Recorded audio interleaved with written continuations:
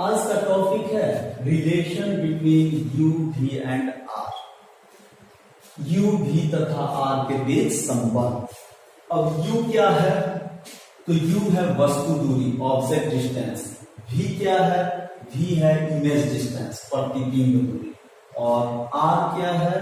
तो आर है radius of curvature.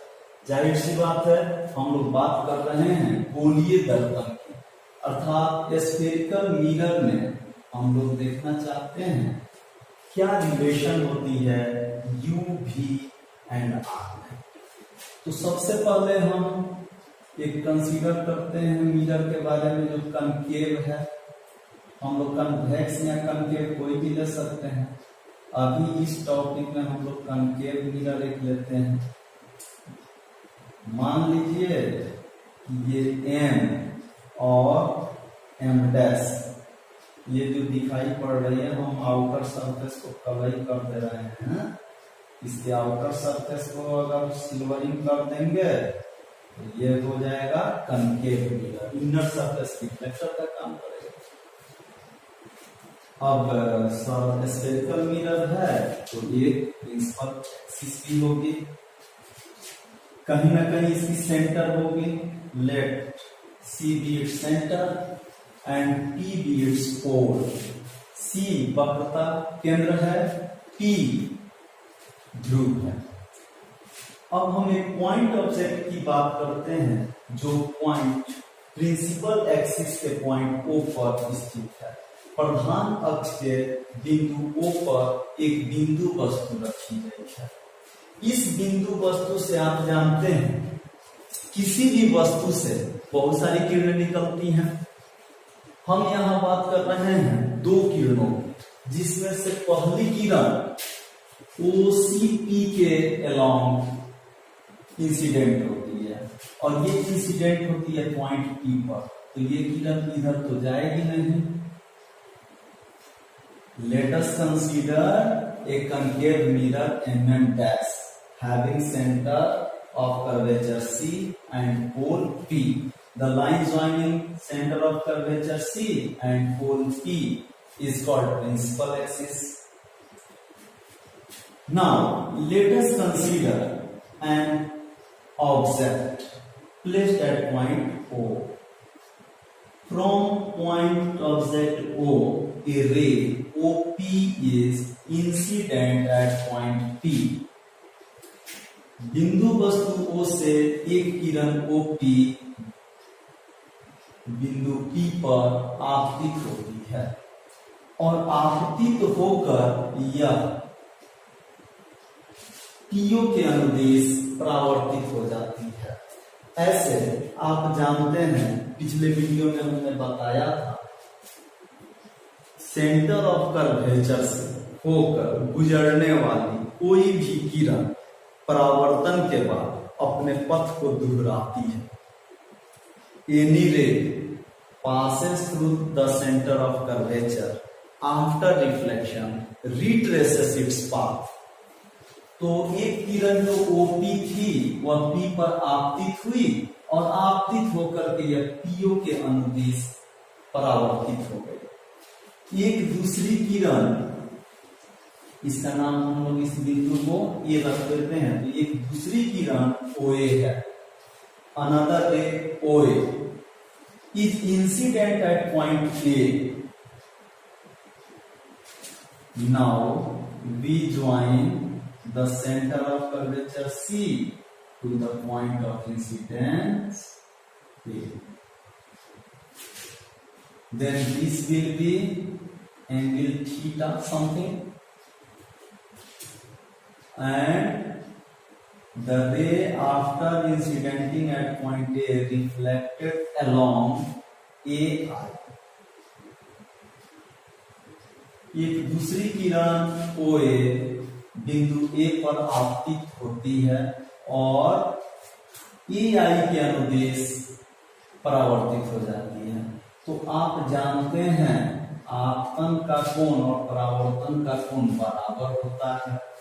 यहाँ C से A को मिलाने वाली रेखा, C से A को मिलाने वाली रेखा अभिलंब का कार्य करती है।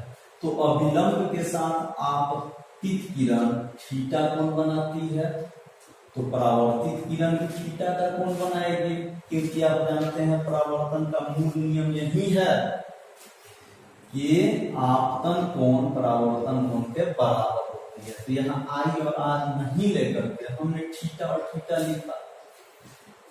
अब देखिए, तो आपके पास दो किरणें हो गई।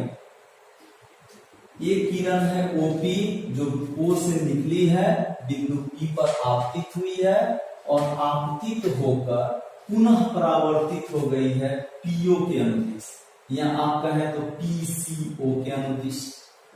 एक दूसरी किरण ओ से निकली है, बिंदु ए पर आपतित हुई है और ए आई के अनुदेश परावर्तित हो गई है।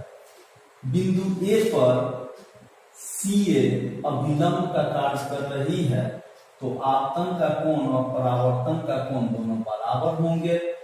अब ये ए आई और पी आई एक दूसरे को इंटरसेक्ट कर रही हैं बिंदु आई पर, जहां प्रतिबिंब का निर्माण होगा।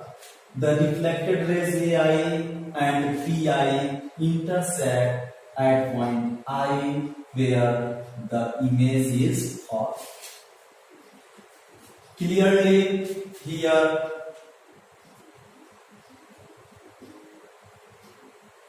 angle OAC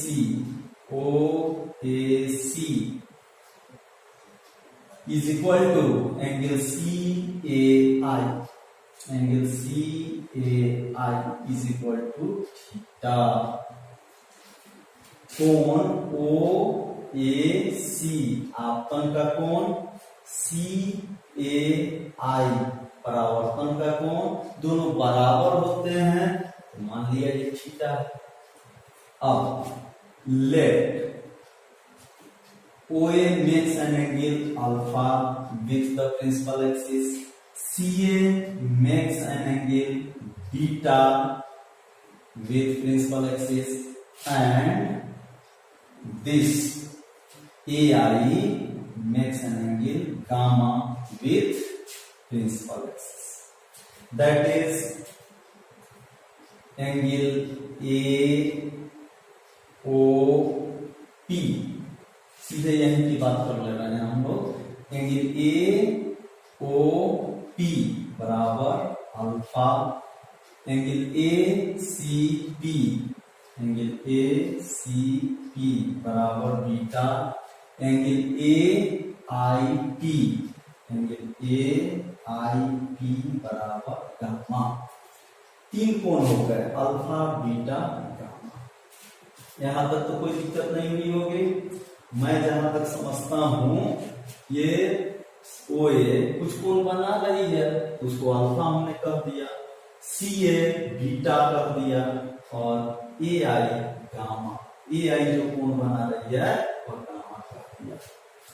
यहां तक तो कोई दिक्कत नहीं है। अब देखते हैं, एक ट्रायंगल है यहां AOC। In triangle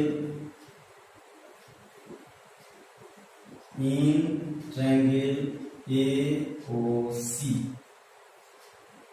in triangle AOC, या आप कर सकते हैं OAC भी कर सकते हैं। देखिए, एंगल बीटा जो है एक्सटीरियर एंगल है और अल्फा और थीटा इंटीरियर एंगल्स हैं। अर्थात त्रिभुज OAC के लिए बीटा जो है बहिष्कोण है और ये अल्फा तथा थीटा अंतःकोण है। तो बहिष्कोण सुदूर अंतःकोणों के योग के बराबर होती है। An exterior angle is equal to the sum of interior angles. So beta will be equal to alpha plus theta. This implies that theta is equal to beta minus alpha. से इक्वेशन फर्स्ट, इसको हमने equation first माना। फिर in triangle CAI CAI, त्रिभुज CAI में फिर वही बात, गामा जो है एक्सटीरियर एंगल है, exterior angle is equal to sum of interior angles, बहिष्कोण सुदूर अंतःकोणों के योग के बराबर होती है, तो गामा बराबर हो जाएगी बीटा प्लस थीटा। तो यहां से हम लोग थीटा का वैल्यू अगर निकालें तो gamma minus beta, equation second. हमारे पास दो इक्वेशंस हो गए, इक्वेशन 1 का LHS थीटा है और RHS beta minus alpha, equation second का LHS थीटा है और RHS गामा माइनस बीटा है। दोनों का LHS तो थीटा है, तो क्लियरली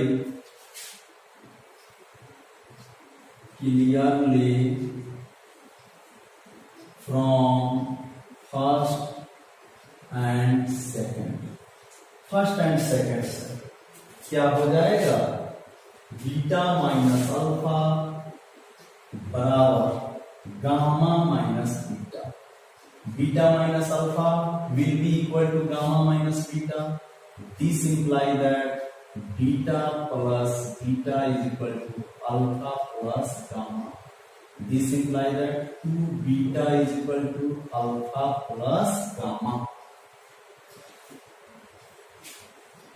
इसको हम लोग इक्वेशन ए कहते हैं, let it is equation A. For very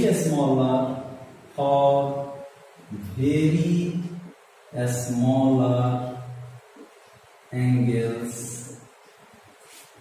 alpha beta and gamma, बहुत ही छोटे कोण अल्फा बीटा तथा गामा के लिए, अल्फा बीटा गामा बहुत छोटा कोण है, ए और टी काफी एक दूसरे के करीब है, तो करीब है तो ये सारे कोण छोटे होंगे, यानी कि एपर्चर द्वारक इसका बहुत छोटा है, तो द्वारक छोटा है तो अल्फा लगभग बराबर हो जाएगा AP बटा PO के, AP बटा PO के, बीटा लगभग बराबर हो जाएगा AP बटा PC के, AP बटा PC के, और गामा लगभग बराबर हो जाएगा AP बटा PI के। अल्फा बीटा गामा चूंकि बहुत ही छोटे कोण हैं, इसलिए इस अल्फा को लगभग हम AP बटा PO के रूप में मान सकते हैं। आप चाहें तो बहुत छोटे कोण के लिए tan अल्फा बराबर sin अल्फा होता है, और ये दोनों बराबर हो जाते हैं अल्फा के, अर्थात बहुत छोटा कोण रेडियन में लिया जाता है तो क्या होता है, अल्फा साइन अल्फा और tan अल्फा का मान लगभग बराबर ही आता है जब बहुत छोटा कोण होता है। तो उस स्थिति में आप tan का प्रयोग कर सकते हैं, या फिर सबसे बड़ी अच्छी बात तो आपके पास ये है, थीटा बराबर L/R होती है, as we know that angle in radian is equal to arc length by radius, उससे भी आप इसको कर सकते हैं। ये चाप का काम कर रही है AP आर्क, और PO रेडियस का काम कर रही है एंगल अल्फा के लिए, ऐसे भी माना जा सकता है। एनी हाउ अल्फा लगभग बराबर है AP बटा PO के, बीटा लगभग बराबर है AP बटा PC के, गामा लगभग बराबर है AP बटा PI के। अब इन सब अल्फा बीटा गामा का मान हम ए में रखते हैं, फ्रॉम इक्वेशन ए, समीकरण ए से।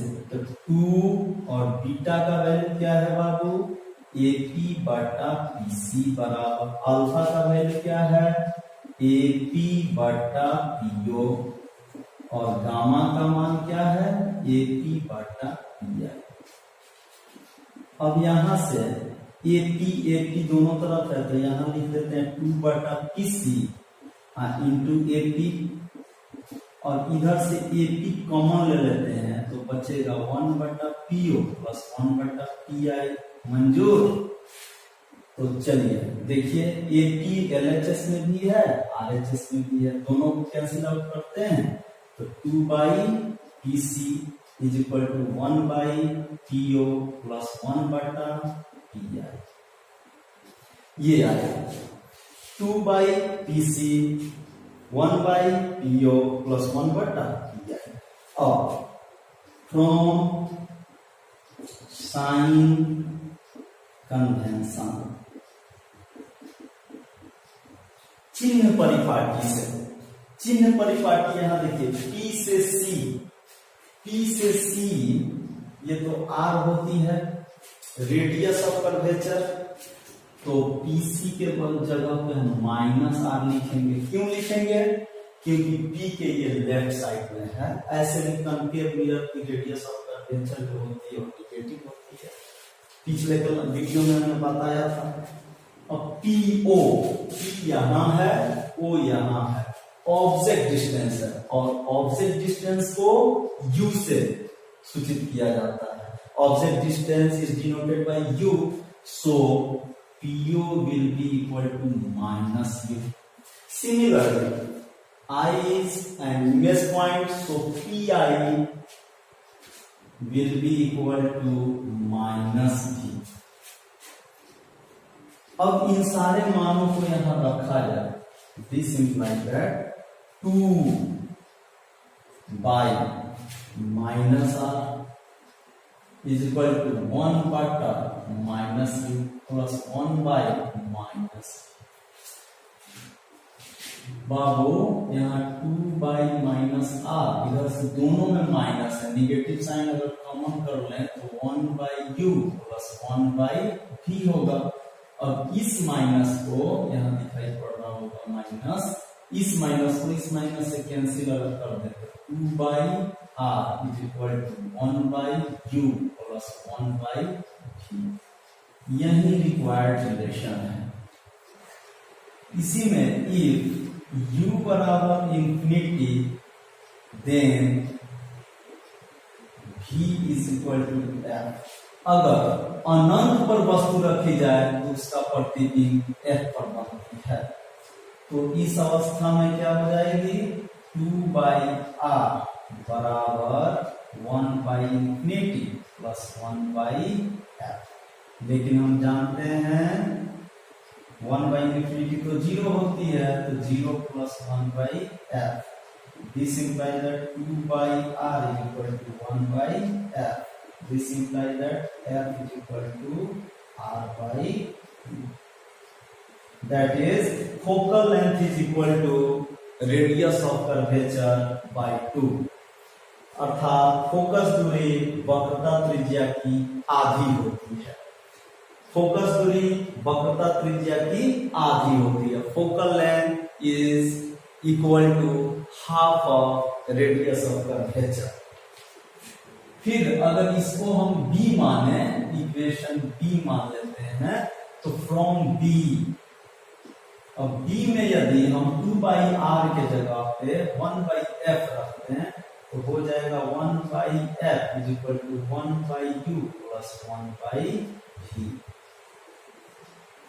देखिए ध्यान से 2 बाई आर किसके बराबर आई है 1 बाई एफ के, तो 1 बाई एफ बराबर हो जाएगी 1 by you plus 1 by v। इसको हम लोग मिरर फॉर्मूला कहते हैं, दर्पण सूत्र। तो एक साथ 3 फॉर्मूला आपके पास हो गए।